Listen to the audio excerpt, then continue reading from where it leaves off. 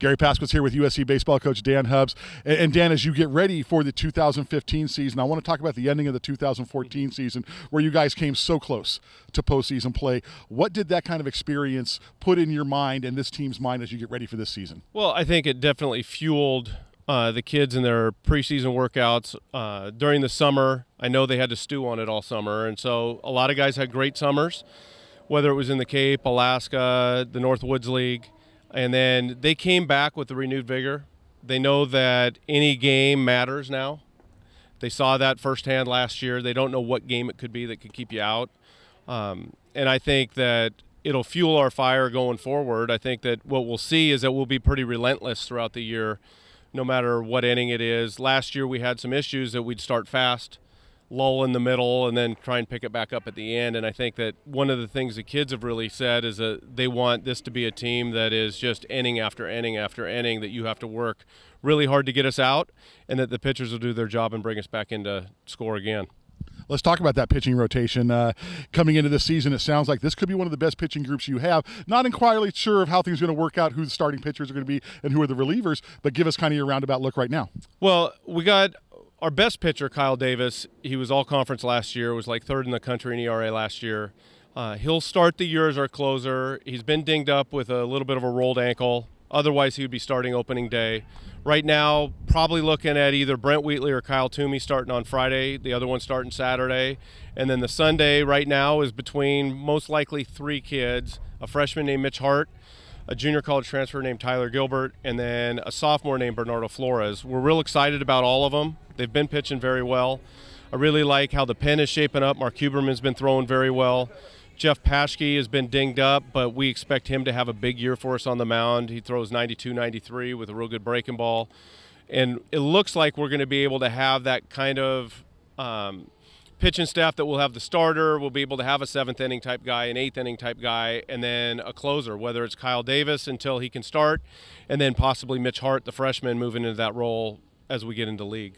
That's a good rotation, and obviously they're going to be throwing to a pair of good catchers. You've got Stubbs in there as your guy, and then a guy like Jeremy Martinez, who really can play, first base, DH, whatever, but a pretty good bat. Talk about those two guys and what they bring behind the plate.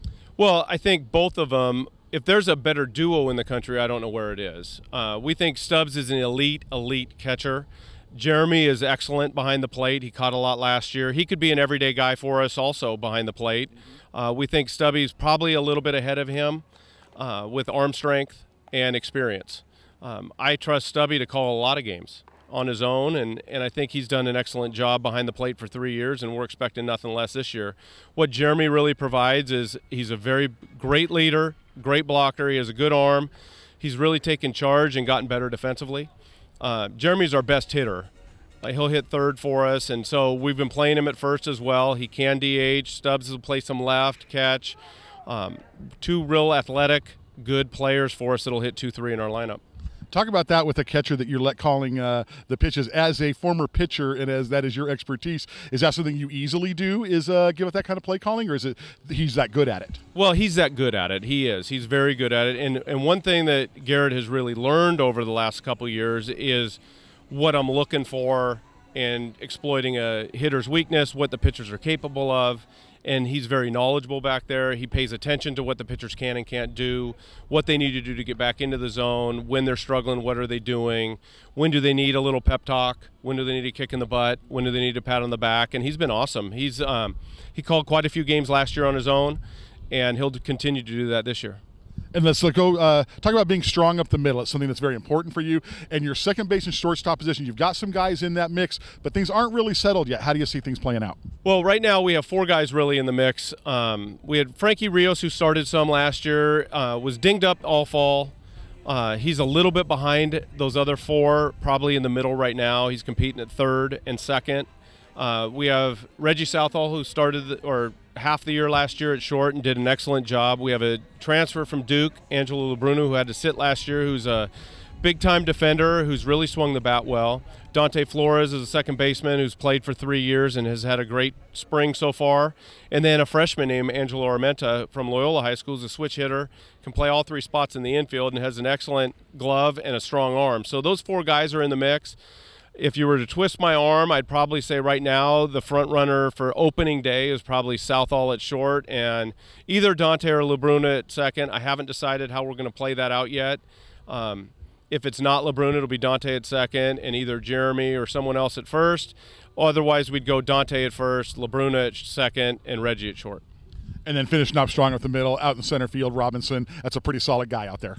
Well, Timmy is one of the best defensive center fielders probably in the country, if not for sure in the pack. And I think one thing that Timmy provides is the leadership out in the outfield.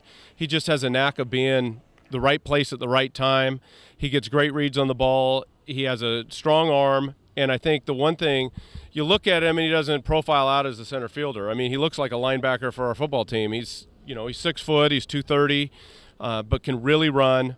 And like I said, his instincts are incredible. And he really takes leadership and he captains that outfield. He's moving the outfielders with him. He knows where to play each guy. And I think he's saved us a ton in the outfield since his freshman year. So we're excited to get him back healthy. He's had a great spring. He missed all fall with the shoulder surgery, and now he's back in 100%, and we're excited.